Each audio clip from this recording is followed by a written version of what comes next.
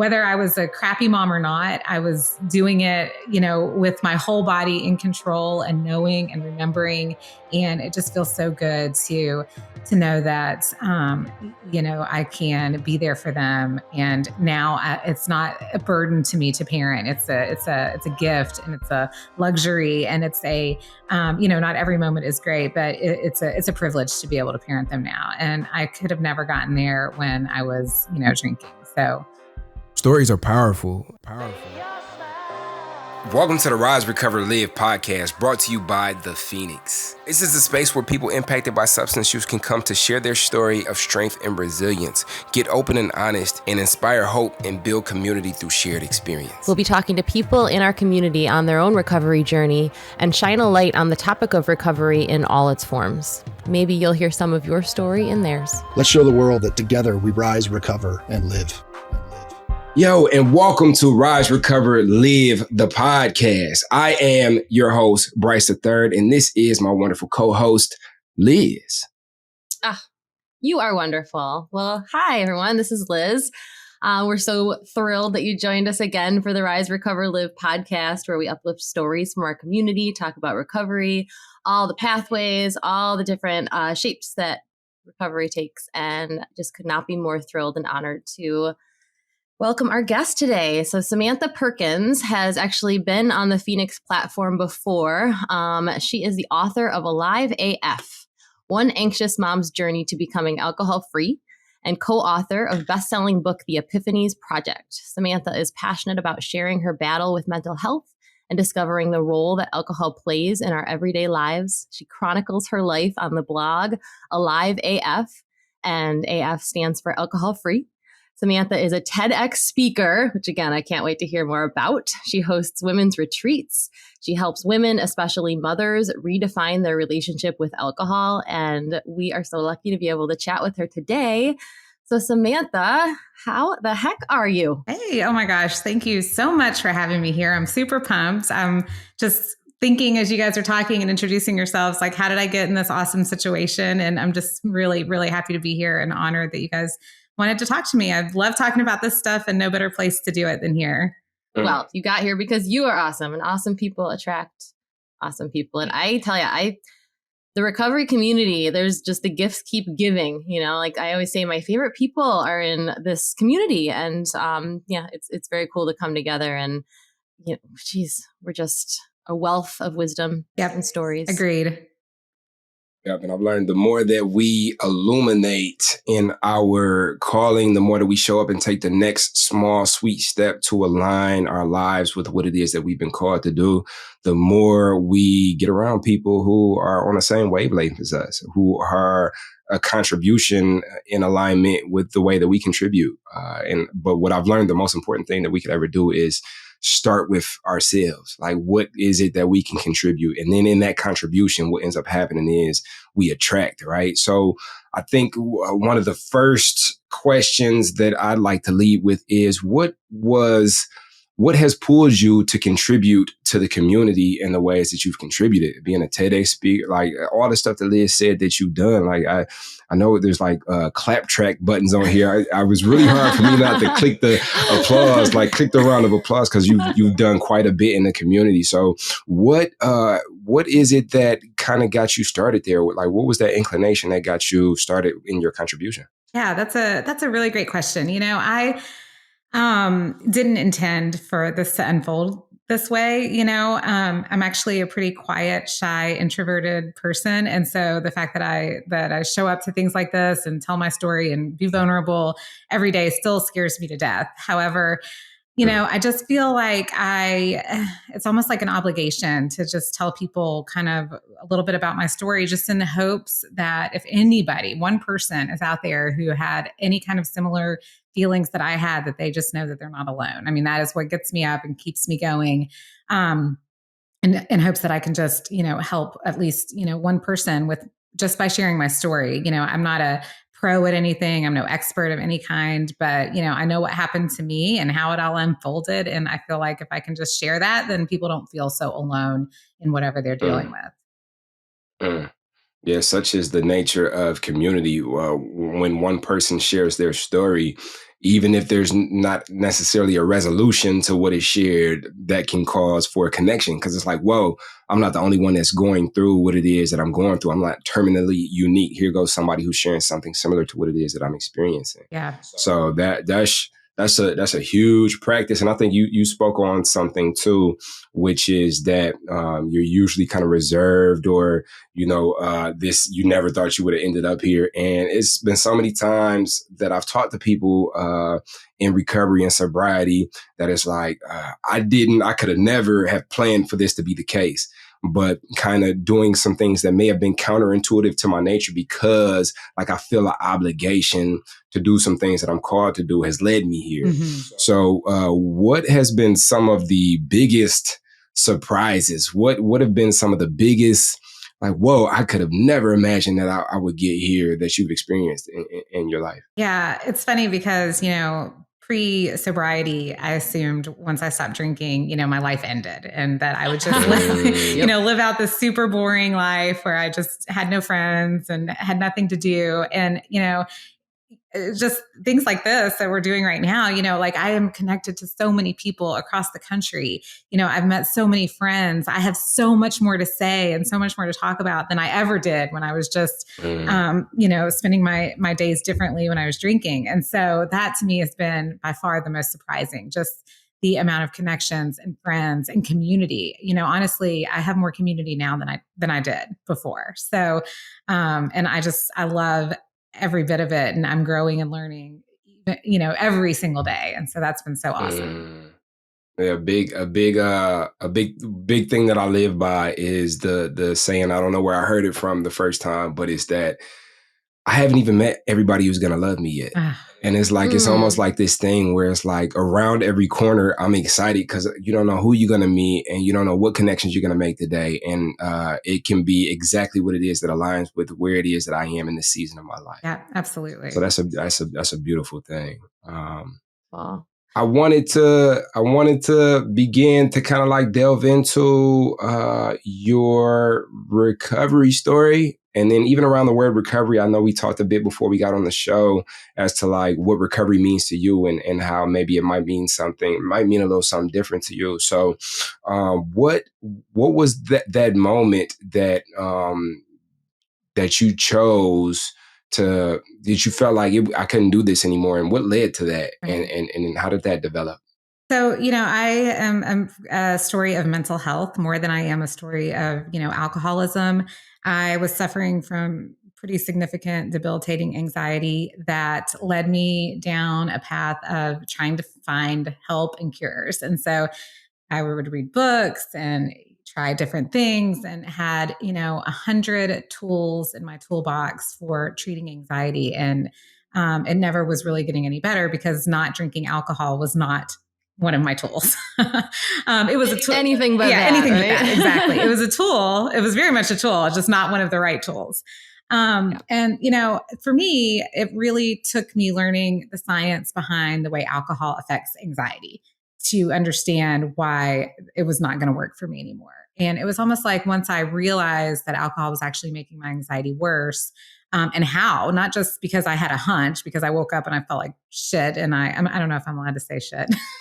Okay. Well, you said it twice. Okay. So. Talking about adult things. Okay, yeah. So I woke up feeling bad, and I knew that my anxiety was worse, but I just didn't understand it chemically. And I think it's almost like I needed that kind of justification to understand how it was working on my body. Because I was already a pretty healthy person in every other way. So I learned that alcohol was, ruining my mental health. And from there, I started, I just knew it wasn't going to work for me anymore. But what I didn't know was about this beautiful community of people who also discovered that alcohol wasn't working for them. And so I did a lot of, quote unquote, recovering on my own. I read books. I leaned onto strangers on social media who had kind of been down the same path, and just kind of quietly watched from the sidelines, not feeling like kind of feeling unsure as to what group I belonged to.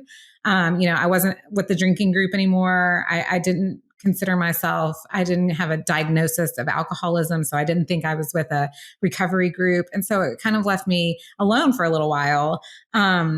And so that's why, I think that, I started really realizing like how much alcohol is used as a tool for motherhood. And I started identifying with other moms who, had really kind of got the message like, hey, we parent because of alcohol. That's what gets us through, and kind of clung on to that idea of like, working with moms and mental health and letting that guide my recovery. I think that's really powerful. And I think that is, I feel like I'm hearing more and more about that, about like mommy wine culture. And it's such a empowering thing for that to be a message that's out there, and for voices like yours to be saying like, you don't have to fit into the traditional mold of, I hit rock bottom and I go to AA and things like that, to be able to say this isn't serving me, to be able to say that this is, taking more than it's giving to me. Yes. Sorry, go ahead. I was just going to say, like, for me, that's when I realized like, why do I have to fit into a category?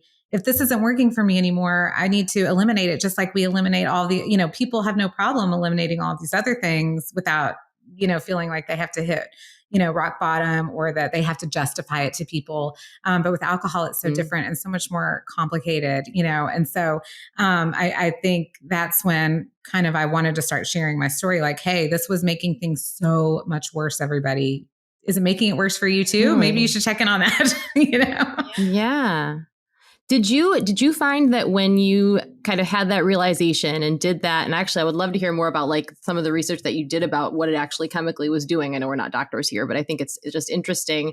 But I'm wondering, did you kind of make that decision and stop drinking and it was just done? Or did you have a few starts and stops? I didn't have any starts and stops, but I did lay in bed for months, and really I equate it to a breakup with my closest, most wonderful, bestest friend of all time, lover, whatever. Totally. I equated it to a breakup. I mean, I felt like I had been duped and lied to and hurt and rejected. And so, I mean, I went through this period of like mourning and, a really rough time of like mental health, depression. I mean, when you're using alcohol to cope with depression, anxiety, and then you stop using it, it was like, that's a own hell within itself, but so I didn't have any restarts, basically because I was just too tired, wallowed up under my blankets to even be able to do that, because I was just so down, Totally. Well, that's powerful in itself, because just to have it, to be okay with the fact that it wasn't easy. Because I think some people feel like, maybe I should stop this. Then they try and it's hard to do. And they're like, well, never mind. Obviously I need it, just it's too much. And the fact that you had that experience and that you talk about it, I think is really, really important. So I've heard that the universe abhors a vacuum. So when you take something out, something has to go back in. And I think this is a big reason why. So me in my recovery, I'm 12 step, and immediately, like, that was the first thing in my vicinity when I got beat down enough to go to treatment and then get out. And they told me to continue down this path. The first thing you want to do is hit a meet when you get out. So and that was what was right there. But even when I got there, like I often say, like, if they would have came out the back with a bucket of moldy crackers, like, this is how we maintain this lifestyle, I would have ate them, because like I needed something other than that. And I've also heard the phrase that the opposite of addiction is not sobriety. The opposite of addiction is community and human connection. So what were some of the first things that you were able to tap into that allowed for you to, I wouldn't say substitute, but fill that hole, fill that vacuum when you took that alcohol out as a coping mechanism and the things that you used it for? What did you end up putting back in? Yeah, that's a great question, because I do see, people who try to stop drinking, or, I'm surrounded by people who stop drinking and then suddenly they're like, why isn't it better? Why isn't, what's missing? They feel a void, and so you're absolutely right. Well, for one, drinking had become who I was. It was my identity, period. Samantha Perkins, drinker, lover of drinks, like there was nothing else. I didn't have any other hobbies or pastimes or nothing that I did. I looked forward to happy hour, and then I, recovered from happy hour and looked forward to happy hour. It was just this non-ending cycle. And so, the first part was, the laying in bed where I was like, who am I? What do I do? Who am I without booze, but writing became my biggest coping skill. So I started writing, journaling about what was happening, and also reading, which I know it sounds super cliche, but I used to love to read like in college and things. But, when you're drinking, it's hard to, get into a good old book. And so, reading and writing became these things that I loved to do when I was younger, but had just forsaken for alcohol. And so I got back into those things, and I started kind of documenting what it was like, what this process was like. And that felt like a huge relief for me. So, at happy hour, I would start working on my blog, and I would drink, fizzy waters and, eat a bunch of sweets and sugar, things that I kind of not allowed myself to have prior to, to drinking. And so, I just started finding these things about myself that I really like to do, and that I, hobbies and, going on walks for friends or listening to podcasts, I did none of that. It was make it to happy hour, drink, wake up the next day, fade off the hangover and make it to happy hour. I mean, that was life. And so I filled it with all kinds of things slowly but surely, but I had to kind of mourn, like you said, it wasn't like, oh, I just gave up drinking and started reading, better. But I did find these hobbies. And then again, these hobbies led me to people, like you said, the opposite of, drinking isn't sobriety, it's connection. And so, yeah, I joined a writing community, and then I made friends with, other writers. And so it was just one thing after the other like that.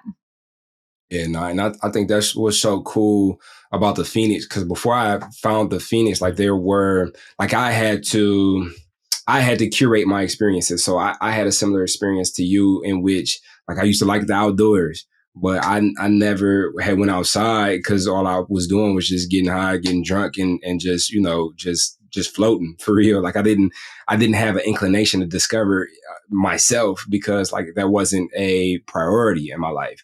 And in sobriety recovery, like here I have this blank space, and really like this blank pad of like, who am I? Like, what do I care about? And it's like, well, what did I used to like to do? And then digging into that. And once you dig into that, you find like the communities within that. And that's what I've learned from like being the program coordinator here in Detroit and putting these programs together.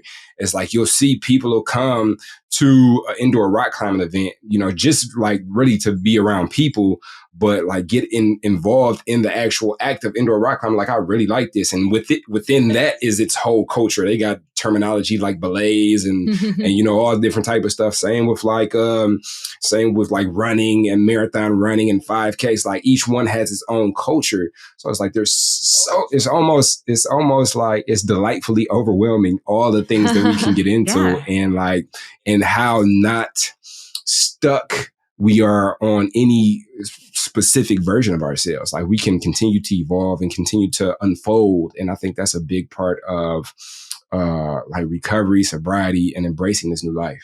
Absolutely. Yes, exactly. So you're author, right? Yeah, correct? Yeah. And so with the writing, it seems to me from the outside looking in, and I'm very curious about this, did that initial writing just to like, okay, I got this space, I'm trying to discover who Samantha is, I'm trying to dig into what it is that I used to like to do. How did that unfold into, okay, now I'm actually publishing my works, I'm doing this thing in public, I'm going to speak, and I'm sharing my writings with other people? Yeah, I think, I had written enough, and I was kind of like going back and forth, like, is this a diary or is this a blog? Is this just for me, or am I going to share this with people? But one of the biggest ways that the reason that I have stopped drinking is because I stumbled across a blog, someone who was sharing about their sobriety experience. And it was someone out of all the people in that moment, in that time, that I could relate to, for whatever. Was it Laura McGowan? No, it was, at the time it was Holly Whitaker. Since then, there's so many others. She was my go-to. Yeah. And so, for whatever reason, it was just, I had probably come across others before and since, but that was the one. And anyway, because of that writing and her, this is what led me down this path. And so I felt like almost like, I owe it to kind of like pay it forward and to share some of this. And so I shared something publicly on Facebook, a Facebook post. I wasn't planning on sharing a blog, but the amount of questions that I got from people and feedback, people that I went, that I hadn't seen or talked to in 20 years were messaging me, it made it so clear to me that I was not alone. And so at that moment, it just clicked for me. And I was like, I'm just telling this story. I'm going to talk about it. I'm putting myself out there. And, every single time I do, I just wrote something yesterday and it was something so simple, barely vulnerable at all, but I still felt super nervous about sharing it. But every time I do, somebody reaches out and says something and it reminds me that, back to that community, like you're not alone. And I'm going to keep talking about this because there's no worse feeling than this loneliness of no one understands, when we all understand. We mentioned mommy drinking culture earlier. Mm-hmm. Are you a mom? Yeah. Okay. How many kids you got? 2. 2. Yeah. 2. What are the ages? They are 10 and 8. 10 and 8. Oof. Okay. Boy, girl. Yeah. My son is 10 and my daughter's 8. Okay. You can always tell like when the person is a parent, they want to know like all the specific details. I have a 16-year-old and a 10-year-old. Oh, wow. So okay. yeah. But yeah, so like how has parenting grown and evolved and developed for you? What has that process been like? What was it before and what is it like now? Yeah, I love this question. So before, I'm a person who suffers from anxiety and depression. And so parenting was the hardest, most grueling thing that I had ever encountered. I mean, I am someone who likes predictability. The way I managed my anxiety was control, and these kids came along and they, just made they made things really hard for me. I had such a hard time. And, I turned to look for coping skills for parenting. And, the messages were, we moms drink to parent, this is how we get through it. And I hopped right on board gladly, okay, at least, this is what everybody else is doing too. But I will tell you every day, I could start crying because parenting sober is the greatest accomplishment, more so than any book or, TED Talk or whatever, but the fact that my kids, whether I was a crappy mom or not, I was doing it, with my whole body in control and knowing and remembering. And it just feels so good to know that, I can be there for them. And now it's not a burden to me to parent. It's a gift and it's a luxury and it's not every moment is great, but it's a privilege to be able to parent them now. And I could have never gotten there when I was, drinking. So yeah. A welcome challenge. Yeah, exactly. Because when you said, I need predictability, I need these things I can depend on being the same way over and over. Like that's the antithesis of kids for real. Absolutely. Like kids will show up and bring the tools required to allow for life on life's terms. Like parenthood has been the biggest arena for me to develop patience, understanding, compassion, willingness, humility. Don't tell them, but I think my kids teach me more than I teach them for real. Same. And it's a ever unfolding process, and they continue to evolve and unfold. And the more that they continue to evolve and unfold, the more I realize, like, oh, I'm like, I didn't make you. Like me and your mom are just a vessel of which y'all came through, and y'all are your own individual human beings, and you are continuing to show me how much that is true. Right. Yes. And such is the experience of recovery, the experience of sobriety, the experience of showing up for what it is that's presented to us, like being able to show up and be here and be present and be a contribution.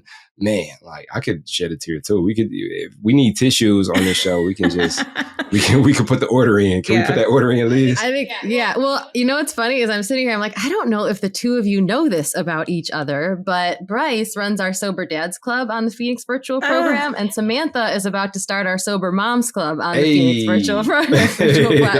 So I was like, I don't think they know. So both of you have taken all that knowledge and experience and like just the compassion, and you are sharing it with people in a very real community building way. So you are amazing. You are my heroes, both of you. Thank you. That's awesome.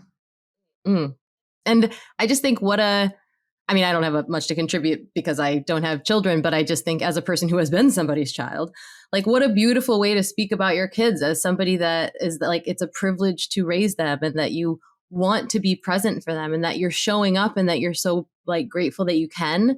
Because so often, and also, no judgment at all because holy smokes, I couldn't do it. But like, the messaging is like, oh my God, my kids, I have to do this. And I think I'm sure there's still moments like that. But for your overall like messaging to be like that, I want to be here. I want to experience every single part of it, even when it's really, really hard, I think is just what a gift. What a gift.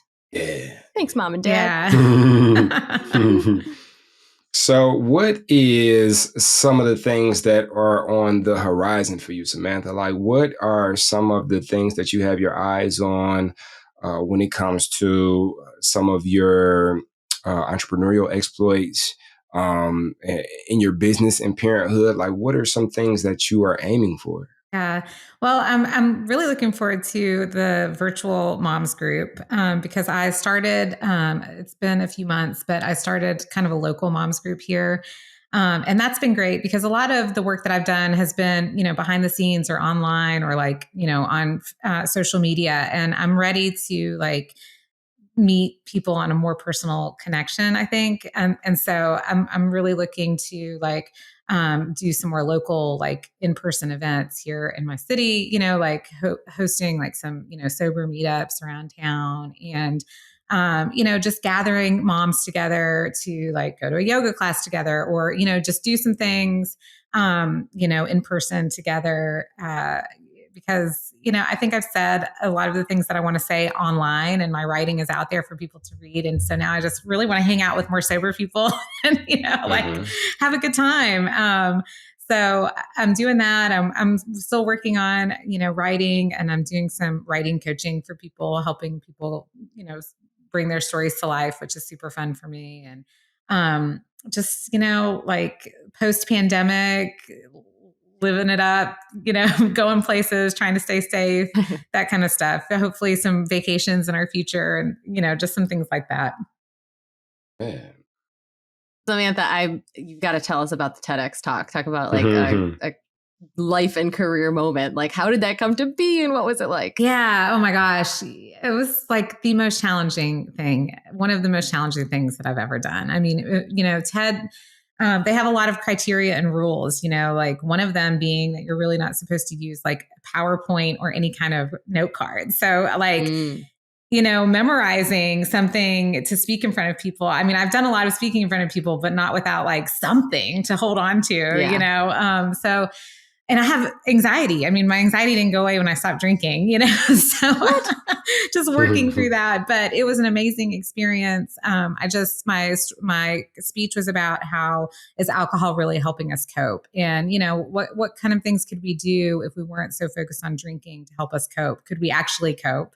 Could we help our neighbors cope? Could we be better people in our communities, And so I hope that it made an impression, but, anytime you get up in front of a group of people to speak about not drinking, it's like an extra hard challenge because, people love to drink, after the Totally. TED Talk, I was walking out and, somebody said that a guy in the audience, he said, "Oh, here she comes, everybody hide your drinks," and I was just like, hilarious. Yeah. Just, I know that not every single person there was, loving what I had to say, but I hope that the people who needed to hear it, did and tucked a little information for them to use whenever that time comes for them, Yeah, that's kind of one of those things where I've learned that this is attraction, not promotion. So the best thing I could do is be the best example of what like a fulfilled life looks like behind, the language, just like kids, like listen to 10% of what we say and 90% of what we do.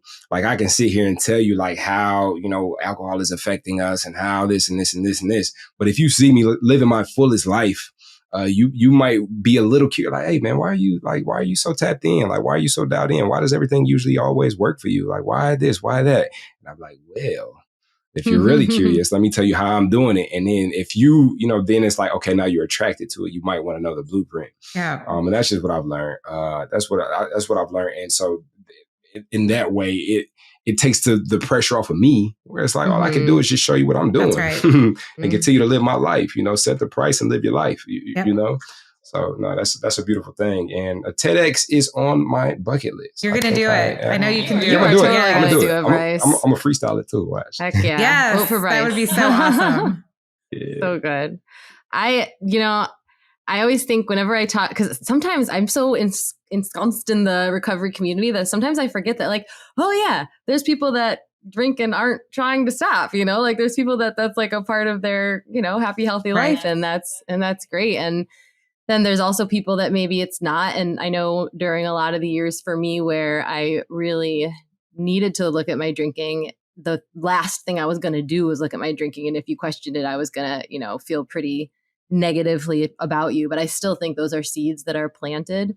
And I also think that if you're listening to this podcast right now and you're a person who is still, using a substance to cope, like it's not something to beat yourself up about. Like, first of all, only you know what's right for you and, in your life and your family. So, our stories are just our stories.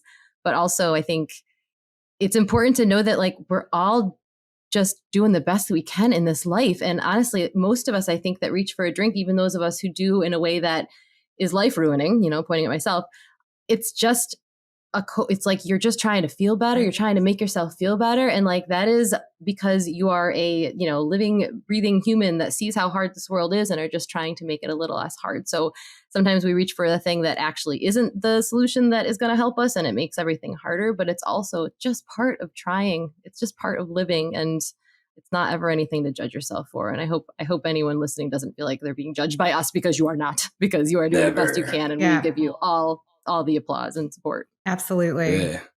Yeah. So, Samantha, you had mentioned that you do some coaching to help people learn how to write and tell their stories. As a person who identifies as a storyteller, I've come to learn the importance of telling our stories and being able to listen to other people's stories.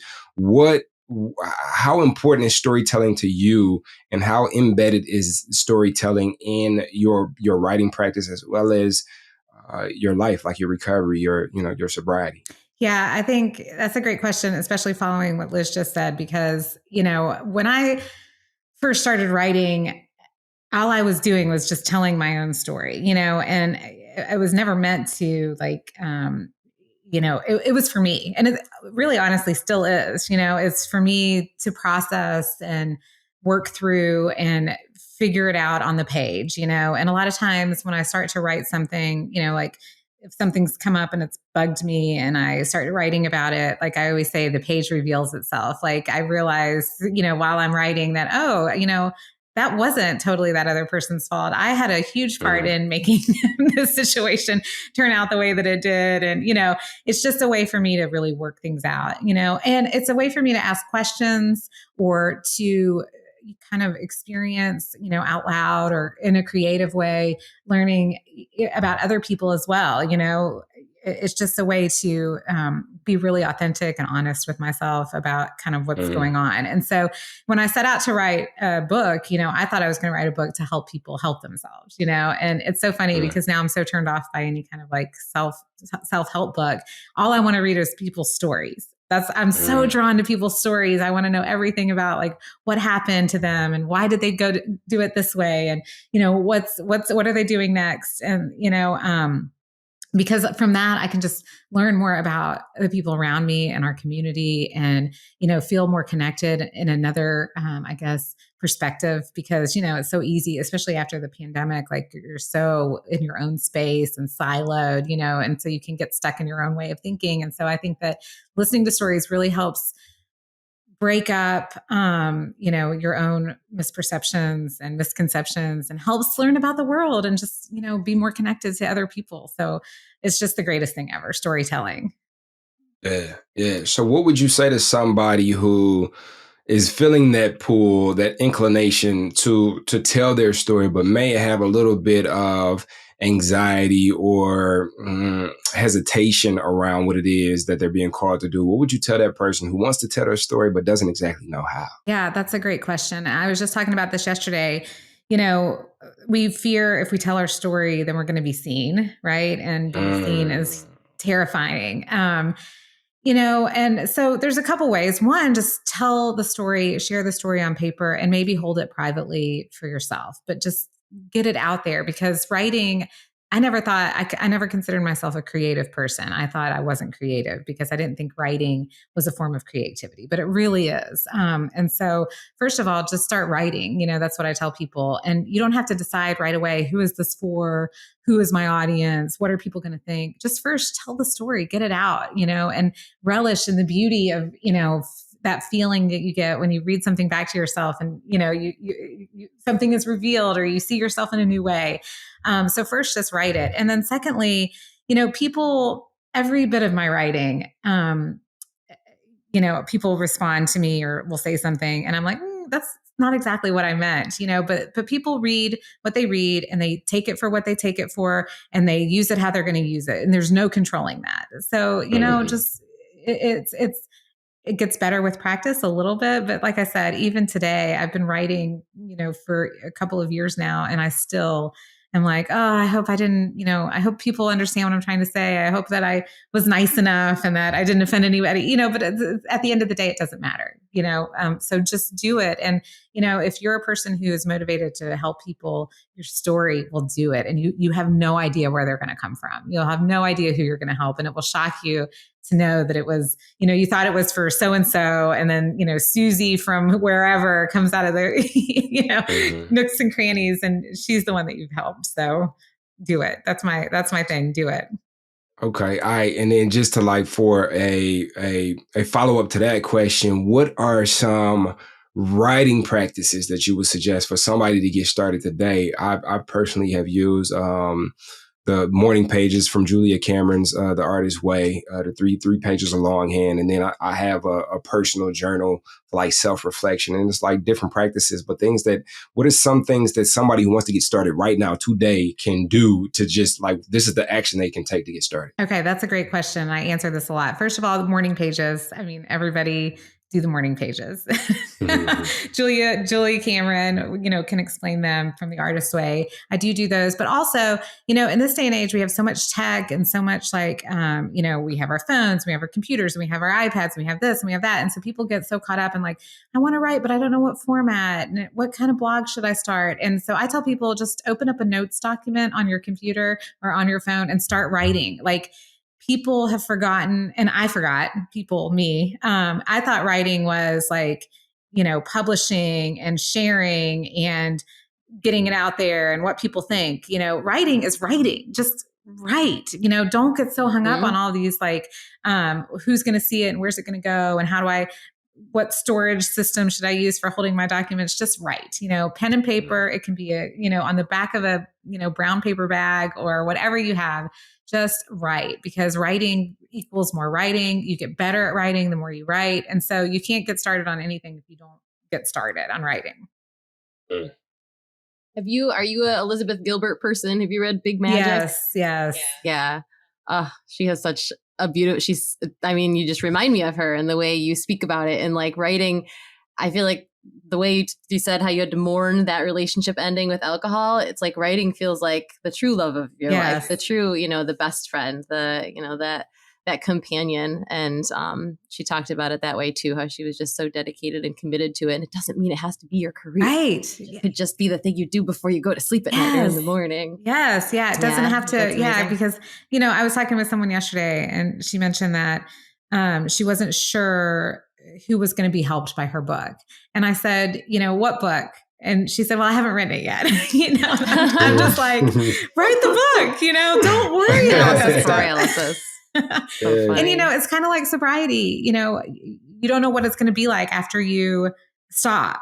And you know, like, but you're still drinking. Like, you don't know what it's going to be like. So give things a try, you know.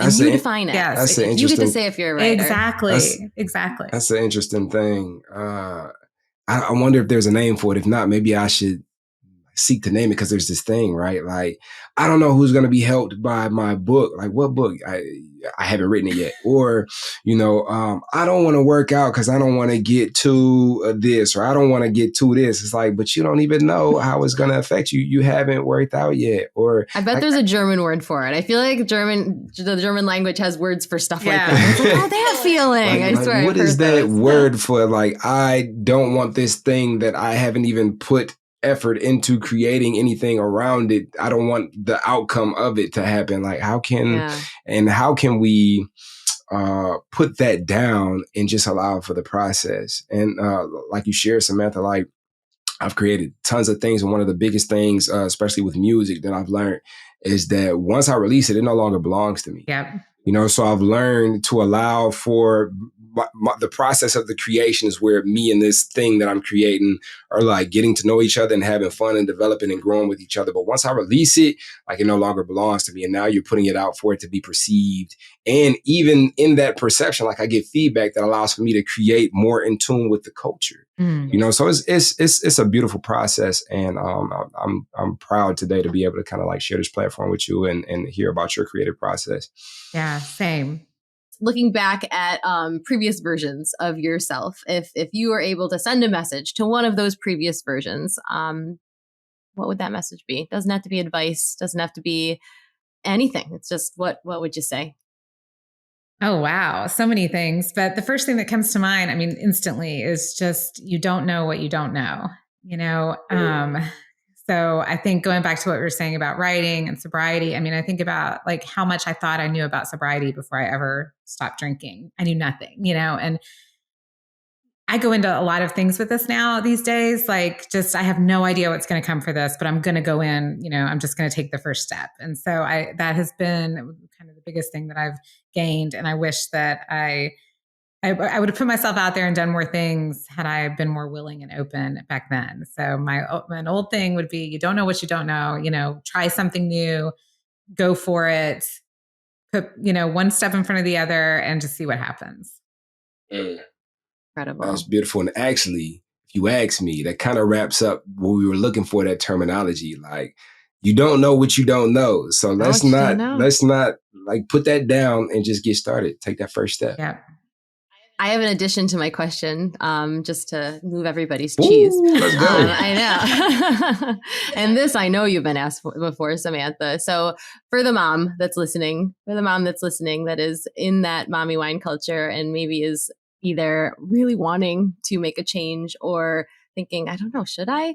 What would be something that you would say to her that maybe would have touched you during those times? Yeah, I think the first thing is that, you know, the reason parenting might feel hard is because it is really hard, you know, and I think that culturally we have a million books and ideas and, you know, podcasts and articles about how to make parenting easier, and which makes it seem like it's supposed to be this thing that you can figure out and fix. And so I want to say to that mom, like, it's just hard. This is just how it is. You know, it is just really hard, but also that, you know, we're all here, you know, we can support each other. We don't have to do it alone. We don't have to do it the way that the book told you to, or the way that, you know, your best friend does it. We can do it the way that works best for us. And if that means waking up feeling, you know, more rested and less hungover, that might be a good start. But also if you're drinking, it's okay. Like you said, you know, like it's just something that it's going to be a process, and there are groups and people. We're here for you. You can do this. And it's going to be a glorious, beautiful thing once we stop thinking that we're going to perfect it. I often say that I'd be a lie if I told you that in recovery, like, life gets easier. Right. As a matter of fact, like, to keep it 100% real and honest with you, it's going to get harder, right? But the caveat is we get stronger. Our capacity enlarges. We have the capability. versus beforehand where we would, numb up, then come back to the same circumstance, not have learned anything, and then go through it to a point where we got to numb up again, then come back this time when we go through a circumstance, like this is exactly what enlarges our capacity to show up next time we show up. And each time we get stronger and stronger and stronger. So no, it doesn't get easier. It might get a bit harder, but I promise you get stronger. That's beautiful. Yeah, I agree. Capacity, that's a word I use a lot. And it's so true. Like you just have more capacity, to do it. For all the things. Yeah. For joy. Yeah. For everything. Heck yeah. Mm-hmm. Well, we definitely appreciate you sliding through today, Samantha. I think this will be an invaluable episode, an evergreen episode. People will be able to hear this for years to come. And I'm pretty sure that people will replay this episode for all the gems that were dropped. Before we get out of here, where can we find you? Where can we follow up with you? And where can we buy your book? Yes. Yeah. So my book you can find on Amazon. It's Alive AF. I'm on Instagram less and less these days than I used to be, but you can go back through all the old stuff that I used to say. And that's Samantha Perkins _Alive AF. And then my blog is spaliveaf.com. So, it's keep on working on it. And, thank you guys so much. I didn't realize how much I was going to gain from this today. And again, just like such a beautiful meeting of the minds. You guys are awesome. Yay. Thank you. We're so grateful. It's just you warm up the day. You're just such a joy to be around. So thank you for sharing that with us and with our community. And to our community, thank you so much for being here with us. We love and adore you and so grateful to be part of this journey with you. If you want to chat with me and Bryce, we will be on the Phoenix app in the podcast group. So we'll have a link to that in the show notes. We'll also have show notes with a few other links of things we talked about and places you can find Samantha. Please do download the app regardless, because there's all sorts of cool stuff and groups and ways to join the Phoenix community in there. You can go to our website and find a program near you. You can hop online and go to Sober Dads with Bryce and Sober Moms with Samantha. And there's just so many ways to connect with us and with each other. And if Phoenix isn't your jam, your people are out there. And we're just so grateful to be part of your life in this little tiny way. So now you're excited. Bryce, Liz, how do I get involved with the Phoenix? Well, my friend, it is super simple. We actually have an app. Head over to the Google Play Store or the Apple App Store, or look in the show notes of this podcast, wherever you're listening to or watching this podcast, and go download the Phoenix app. The Phoenix app makes it so easy to find classes that are near you or to access our virtual class schedule where you can hop on from the comfort of your home. You can also join our groups and have a conversation with someone from the Phoenix community from anywhere in the world. Please make sure that you join the podcast group where you can connect with Bryce and I and other listeners. Everything that you need is in the show notes. You can also head to our website at www.thephoenix.org. And maybe while you're there, you click the volunteer tab and get even more involved.